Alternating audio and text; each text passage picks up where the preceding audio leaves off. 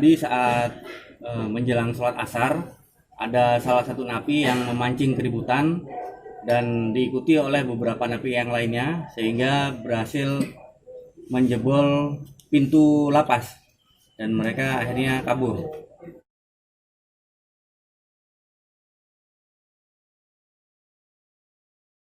Kita masih menyebar personil kita untuk melakukan pengejaran.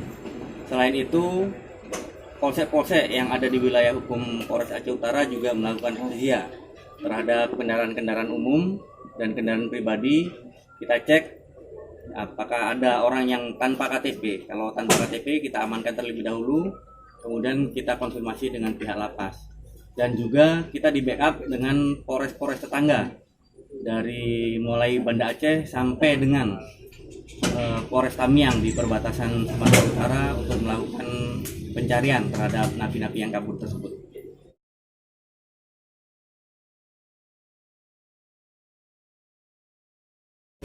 Saat kejadian, keributan itu bisa dibilang spontan, hanya beberapa saat, sehingga pihak lapas dan anggota kita yang melakukan pengamanan di lapas tidak berhasil untuk melakukan tindakan pencegahan. Jadi begitu ada yang memancing keributan, yang lain ikut, berhasil dijebol pintu menggunakan kursi besi, dan ada pengunci pengait pintu besi yang dicongkel sehingga pintu berhasil terbuka sampai dengan pintu keluar.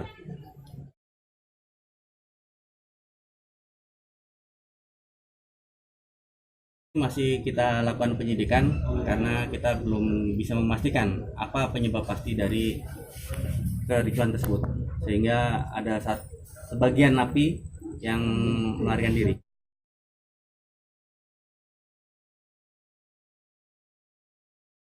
Yang penguncinya lasnya itu dicongkel lepas sehingga pintu bisa dibuka, dipukul-pukul dengan menggunakan pintu besi, kursi besi.